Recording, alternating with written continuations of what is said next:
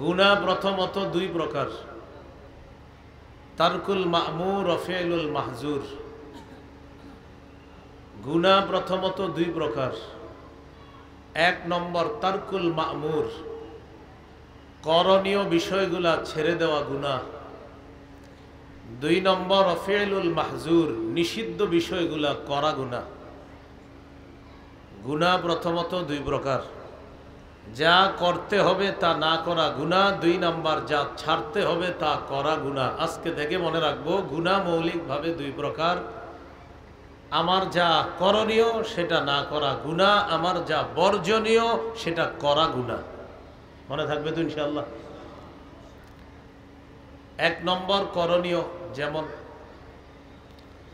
সূরা বাকারার 41 নম্বর আয়াতে আল্লাহ বলেন, ওয়া আকিমুস সালাতা ওয়া আতুজ যাকাহ, তোমরা নামাজ কায়েম করো, তোমরা যাকাত আদায় করো। নামাজ কায়েম করা এটা আল্লাহর হুকুম, এটা করণীয়, এটা না করা গুনাহ। তোমরা যাকাত আদায় করো, যাকাত আদায় করা আল্লাহর হুকুম, এটা করণীয়, এটা না করা গুনাহ। 17 পারার 20 নম্বর পৃষ্ঠা, সূরা আম্বিয়ার 77 নম্বর আয়াত, সূরা হিজরের 77 নম্বর আয়াত। এই আয়াতে আল্লাহ পাক রব্বুল আলামিন বলেন, ইয়া আইয়ুহাল্লাযীনা আমানুর কাউ ওয়াসজুদু ওয়া'বুদু রাব্বাকুম ওয়াফআলুল খায়র। হে ঈমানদারগণ, তোমরা রুকু করো, তোমরা সিজদা করো, তোমরা রবের ইবাদত করো, তোমরা ভালো কাজ করো। আল্লাহ পাক রব্বুল আলামিন 4টি করণীয়র কথা বলেছেন। এক নাম্বার, তোমরা রুকু করো। 2 নম্বর, তোমরা সিজদা করো। 3 নম্বর, তোমরা রবের ইবাদত করো। 4 নম্বর, ভালো কাজ করো। আয়াত ঠিক আছে, বলাতে ভুল আছে। এটা হবে সূরা হজের 77 নম্বর আয়াত। কোন সূরা বলেন? সূরা হজ। সূরা আম্বিয়া হলো 17 পারার প্রথম সূরা, দ্বিতীয় সূরা হলো সূরা হজ। মাঝে বলেছিলাম সূরা হিজর, সূরা হিজর হলো 14 নম্বর পারার প্রথম সূরা, ওইটা না। সূরা হজের 77 নম্বর আয়াত। এই আয়াতে আল্লাহ 4টা করণীয়র কথা বলেছেন। হে ঈমানদারগণ, তোমরা রুকু করো, তোমরা সাজদা করো, রবের ইবাদত করো, তোমরা ভালো কাজ করো। রুকু করা এটা আল্লাহর হুকুম, এটা করণীয়। সাজদা করা আল্লাহর হুকুম, এটা করণীয়, এটা না করা পাপ। রবের ইবাদত করা এটা আল্লাহর হুকুম, এটা না করা পাপ। ভালো কাজ করা এটা আল্লাহর হুকুম, এটা না করা পাপ। যেমন আল্লাহ পাক রব্বুল আলামিন পবিত্র কোরআনের সূরা হুদের 114 নম্বর আয়াতে বলেছেন, ওয়া আকিমিস সালাতা তারাফাইন নাহার ওয়া যুলাফাম মিনাল লাইল। তুমি নামাজ কায়েম করো দিনের 2 প্রান্তে এবং রাতের কিছু অংশ। এই আয়াত দ্বারা উদ্দেশ্য হলো 5 ওয়াক্ত নামাজ আদায় করো। আজকের মাগরিবের নামাজ ছিল 5 ওয়াক্ত নামাজের একটা নামাজ। আজকের মাগরিবের নামাজ পড়া এটা ছিল করণীয়। যারা যারা এটা করেনি তারা মহাপাপ করেছে। তাহলে যা করণীয় তা না করা পাপ। আরেকটা হলো ওয়াফআলুল খায়র, ভালো কাজ করো। সৎ কাজের আদেশ করা এটা একটা ভালো কাজ। অসৎ কাজের নিষেধ করা এটাও ভালো কাজ। এই 4টি আদেশ আল্লাহ করেছেন, এই 4টি আদেশ হলো করণীয়, এটা না করা পাপ। 2 নম্বর, বর্জনীয় বিষয়গুলা করা পাপ। মনে রাখবেন, আল্লাহর ওলি হওয়ার কয় উপায়? 1 নাম্বার কি ছাড়া? গুনাহ কয় প্রকার? 1 নাম্বার, যা করতে হবে তা না করা গুনাহ। 2 নাম্বার, যা ছাড়তে হবে তা করা গুনাহ। এবার আমরা দ্বিতীয় আলোচনায় আসি। যা বর্জনীয় তা করা গুনাহ। যেমন সূরা মাঈদার 90-91 নম্বর আয়াতে আল্লাহ বলেন, ইয়া আইয়ুহাল্লাযীনা আমানু ইন্নামাল খামরু ওয়াল মাইসিরু ওয়াল আনসাবু ওয়াল আজলামু রিজসুম মিন আমালিশ শাইতান ফাজতানিবুহু লাআল্লাকুম তুফলিহুন। হে ঈমানদারগণ, নিশ্চয়ই মদ, জুয়া, দেব দেবী, ভাগ্য গণনার স্বর, এগুলো শয়তানের কাজ, এগুলা নাপাক, এগুলা থেকে বেঁচে থাকুক। আয়াতে 4টি বর্জনীয় কথা আল্লাহ বলেছেন। 1 নম্বরে বলেছেন মদ। মদ দ্বারা উদ্দেশ্য যত মাদক দ্রব্য আছে, ইয়াবা, বাবা, গাজা, হিরোইন, ফেন্সিডিল, আফিম, কানাডা ড্রাই, মাস্তুদ, শ্যাম্পেইন, ডাইল ইত্যাদি, চা দোকানের পিছে, ট্রাক ইত্যাদির চিপা চুপা ভ্যান গাড়ির চিপায় দাঁড়ায়া আমদানি রপ্তানি ছোট্ট ছোট্ট কাগজের মাধ্যমে এগুলা মাদক দ্রব্য, এগুলা নিষেধ। এখন আপনারা বুঝে থাকলে বলেন, মাদক মদ এগুলা কি করণীয় না বর্জনীয়? এগুলা করা পাপ, এগুলা করা পাপ। রাসূলুল্লাহ সাল্লাল্লাহু আলাইহি সাল্লাম বলেন, লা ইয়াশরাবান্না নাসুম মিন উম্মতি আল খাম, আমার উম্মতের একদল মদ পান করবে, ইউসাম্মুনাহা বিগাইরি ইসমিহা, তারা মদের নাম পাল্টায়া রাখবে, মদের নাম মদ দিবে না, নাম পাল্টায়া মদ পান করবে। ইউজাফু আলা রুউসিহিম বিল কাইনাতি ওয়াল মুগান্নিয়াত, একদিক দিয়ে তারা মদের নাম পাল্টায়া মদ পান করবে, অন্যদিকে তাদের মাথার উপর নর্তকী নায়িকা গায়িকারা নাচানাচি করবে, তাদের নাচ আর গানের তালে তালে আমার উম্মত মদ পান করবে। 31শে ডিসেম্বর 31st নাইটে বিশ্বে যারা মদ পান করে, বিশেষ করে মুসলমানের সন্তান যারা মদ পান করে, ওরে জিজ্ঞাসা করবেন মাদক নিয়েছেন, বলবে না মদ পান করি নাই। তাহলে কি কয়? শ্যাম্পেইন, নাম দেয় ভিন্ন। নবী বলেছেন আমার উম্মতের একদল নাম পাল্টায়া মদ পান করবে। তাহলে মাদক, মাদকের নাম মাদক থাক অথবা অন্য নামে মাদক সেবন করুক, মাদক নিষিদ্ধ, এটা বর্জনীয়। আয়াতে 2 নম্বর বর্জনীয় অল মাইসির, জুয়া। জুয়ার আধুনিক রূপ।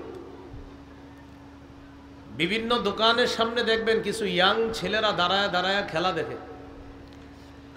খেলার উত্তেজনাকর মুহূর্ত, টান টান ম্যাচের পরিস্থিতি, যে কেউ জিততে পারে হারতে পারে। ওই সময় একজন আরেকজন বলে এই ওভারে 10 রানের বেশি হবে বা কম হবে, হলে এত টাকা, না হলে এত টাকা। এটা আধুনিক রূপের রাস্তাঘাটের জুয়া। আরেকটা হলো ঘরে বৈশা জুয়া। মোবাইলে অ্যাপস আছে জুয়ার, ওই অ্যাপস দিয়ে জুয়া খেলা। মোবাইলে জুয়ার অ্যাপসের অ্যাড দেয় আবার আমাদের দেশের সেলিব্রিটি যারা, যাদেরকে আমাদের বর্তমান যুব সমাজ আইডল, আইকন বা আদর্শ অনুকরণীয় মনে করে, এরা আবার অ্যাড দেয় জুয়ার। যারা জুয়ার অ্যাড দেয়, জুয়া যেমন বর্জনীয়, অ্যাড যারা দেয় ওরাও বর্জনীয়, ওদেরকেও বর্জন করতে হবে। তাহলে আয়াতে 4টা বর্জনীয় কথা। 1 নাম্বার মাদক, এটা বর্জনীয়, এটা গ্রহণ করা পাপ। 2 নাম্বার জুয়া, এটা বর্জনীয়, এটা গ্রহণ করা পাপ, এটা খেলা পাপ। 3 নম্বর আল আনসাব, দেবদেবী। ইসলাম ধর্মের অনুসারী যারা আমরা, আমাদের জন্য দেবদেবী এটা বর্জনীয়। অন্য ধর্মে যারা দেবদেবীর পূজা করে, এটা তাদের ধর্মীয় ব্যাপার, যদিও তাদের এই কাজ সঠিক না, বাকি তাদের ধর্মে তারা করতেছে, বাকি এটা আমাদের জন্য এটা নিষেধ। ইসলাম ধর্মের মানুষের জন্য এটা নিষেধ। তো ধর্মীয় স্বাধীনতা তারা ভোগ করবে তাদের দেবদেবীর সামনে, কিন্তু আমরা যারা আছি এটা আমাদের জন্য নিষেধ। সহিহ বুখারীর বর্ণনা 4920 নম্বর হাদিস। এই পৃথিবীতে সর্বপ্রথম শিরিকের সূচনা হলো কিভাবে? এই পৃথিবীতে বড় বড় 5 জন আল্লাহর ওলি ছিল। একজনের নাম ওয়াদ্দুন, আরেকজনের নাম সুয়াউন, আরেকজনের নাম ইয়াগুস, আরেকজনের নাম ইয়াউক, আরেকজনের নাম নাসরুন। এই 5 আল্লাহর ওলির নাম 29 পারার 12 নম্বর পৃষ্ঠা সূরা নূহের মধ্যে আছে। তবে সূরা নূহের মধ্যে এই 5টি নাম অলি হিসাবে না, এই 5টি নাম সেখানে মূর্তি হিসাবে। কি হিসাবে? মূর্তি। বলেন তো এই মূর্তির 5টা নাম যে কোরআনে, আসলে কি এগুলা মূর্তির নাম নাকি এগুলা মূলত অলিদের নাম ছিল? এই 5 আল্লাহর অলি ছিলেন অনুকরণীয় ব্যক্তিত্ব। এই 5 আল্লাহর অলির যারা অনুসারী ছিলেন তারা বড় ইবাদত গুজার ছিল। 5 আল্লাহর অলি দুনিয়া থেকে বিদায় নিলেন। আগের মতো তারা আর ইবাদতে মজা পায় না, ভালো লাগে না। আগে আল্লাহর অলিদের সাথে ইবাদত করলে যেমন ভালো লাগতো, এখন তেমন ভালো লাগে না। এটা বোঝা যায় রমজানে। রমজানে দেখবেন বিভিন্ন মসজিদে পৃথিবীর বড় বড় বুজুর্গ উলামায়ে কেরাম ইতিকাফে বসে। অন্য মসজিদের ইতিকাফের যেই মজা, ওই বড় বড় বুজুর্গ উলামায়ে কেরামের সাথে ইতিকাফের মজা 1000 গুণ বেশি। কেন বলেন? ওইটা আলাদা। ওই যে বুজুর্গ আল্লাহর ওলি, তাদের সান্নিধ্যে সেখানে আপনি ইবাদতের মজা আল্লাহ আপনাকে বেশি দিবে। কেন? সেখানে আপনার ছোট ভুলগুলোও বুজুর্গ ধরিয়ে দিচ্ছে, বড় ভুল বুজুর্গ ধরিয়ে দিচ্ছে, আপনার ইতিকাফের খুঁটিনাটি ভুলগুলা তিনি আপনাকে ধরিয়ে দিচ্ছে। তাই আপনার ইতিকাফটা বিশুদ্ধ হচ্ছে, আর ওই আল্লাহর ওলির সাথে ইবাদত বন্দিগিতে আপনার ইতিকাফ কেটে যাচ্ছে। তো বলতেছিলাম, 5 জন আল্লাহর ওলি দুনিয়া থেকে বিদায় নিলেন, তারা মারা গেলেন। অনুসারী যারা আছে তারা আগের মতো ইবাদতে মজা পায় না। একদিন তাদের সামনে এক ব্যক্তি আসছে, ওই জামানায় সে মানুষের সামনে যাইতে পারত মানুষের রূপ ধারণ করে। অনেক ভালো মানুষ সাইজা তাদের সামনে আসছে। সে হলো ইবলিস। কে? ইবলিস। ইবলিস তাদের কাছে এসে বলল, তোমাদের মন খারাপ কেন? তারা জবাব দিল, আগে আল্লাহর ওলিদেরকে দেখলে ভালো লাগতো, তাদের সাথে ইবাদত বন্দিগি করতাম আল্লাহর, কারণ ইবাদতে আলাদা মজা পাইতাম। আল্লাহর ওলিরা ইবাদত করতেন, আমরাও করতাম, স্বাদ লাগতো আলাদা। এখন আর আগের মতো স্বাদ পাই না। ইবলিস তাদেরকে ভালো মানুষের সুরত ধরে তাদেরকে বুঝাইল, তোমাদের ব্যথা আমি বুঝতে পেরেছি, তোমাদের এই ব্যথা দূর করার একটা সুন্দর উপায় আছে। কি উপায়? ওই 5 আল্লাহর ওলির 5টা আকৃতি যদি তোমাদের সামনে এনে দেই, তাহলে কি তোমরা ইবাদত করবা? তারা মহা খুশি, বলল, হ্যাঁ। আপনি কি পারবেন আমাদের ওই 5 জন আল্লাহর ওলির আকৃতি আমাদের সামনে আনতে? ইবলিস 5টি মাটির প্রতিমূর্তি তৈরি করলো। ওই 5 ইবলিস ওই 5 আল্লাহর ওলির প্রতিমূর্তি তৈরি করলো, যাদের 5 জন দেখতে ওই 5 আল্লাহর ওলির মতো। এরকম 5টা প্রতিমূর্তি তৈরি করলো। করার পর তার অনুসারীদেরকে বলল, এক কাজ করবেন, আনিনসিবু ফি মাজালিসিহিমুল্লাতি কানু ইয়াজলিসুনা আলাইহা আনসাবা। এই 5 আল্লাহর ওলি যেখানে যেখানে বসতো, আপনারা তাদের 5টা প্রতিমূর্তি সেখানে বসায় দিবেন। অদ্দুর নামক আল্লাহর ওলি যেখানে বসতেন, অদ্দুর নামক আল্লাহর ওলির এই প্রতিমূর্তিটা সেখানে বসায় দিবেন। সুয়া নামক আল্লাহর ওলি যেখানে বসতো, সেখানে তার আকৃতিটা বসায় দিবেন। এইভাবে 5 আল্লাহর ওলির আকৃতি 5 জায়গায় ইবলিস রাখার ব্যবস্থা করে দিল। তখনও শিরিক শুরু হয় নাই, বাকি প্রতিমূর্তি বানানো হয়ে গেল। জনগণ আল্লাহর ইবাদত করে, মূর্তি পূজা তখনও শুরু করে নাই। হাদিসে আসছে, হাত্তা ইদা হালাকা উলাইকা, যখন এই জেনারেশন বিদায় নিল, কারা? যেই জেনারেশন আল্লাহর ওলিদের প্রতিমূর্তি দেখা ইবাদত করে আল্লাহর, তাদের ইবাদত করে না। ইবাদত করে কার? কিন্তু মজা পায়। ওই যে আমাদের আল্লাহর ওলিরা আছে, এইভাবে প্রতিমূর্তি দেখে আর বলে আল্লাহর ওলিরা আছে। পরের জেনারেশন আসলো, হাদিসে আসছে, ওয়াতানাসসাখাল ইলমু, যখন ওই জাতি বিদায় নিল আর সঠিক এলেমের বিলুপ্তি ঘটলো, সঠিক বিদ্যার বিলুপ্তি ঘটলো, পরবর্তী জেনারেশন আসলো, তারা ইবাদত করে মজা পায় না। ইবলিস তাদের কাছে এসে বলল, কি ব্যাপার, ইবাদতে মজা পাও না? তারা বলল, আমাদের বাপদাদারা তারা তো আল্লাহর ইবাদতে মজা পাইতো, বড় বড় আল্লাহর ওলিদেরকে পেয়েছিল, আমরা তো তেমন কাউকে পাইতেছি না, তাই ইবাদতে তেমন মজা পাই না।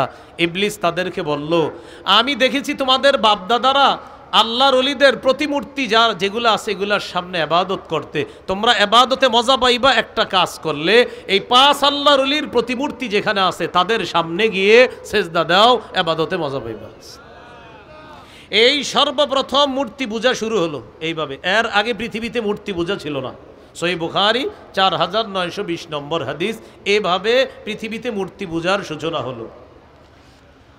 আল্লাহ তাআলা বলেন ওয়াল আনসাব, 3 নম্বর বর্জনীয়, দেব দেবী মুসলমানের জন্য নিষিদ্ধ। 1 নাম্বার মাদক বর্জনীয়, এটা গ্রহণ করা পাপ। 2 নাম্বার জুয়া বর্জনীয়, এটা খেলা, এটা গ্রহণ করা পাপ। 3 দেব দেবী মুসলমানের জন্য বর্জনীয়, এটা মুসলমান এটাকে কোনো পূজনীয় মনে করা, এটা পাপ, ভয়ঙ্কর পাপ। শুধু পাপ না, ঈমান চলে যাবে মুসলমানের।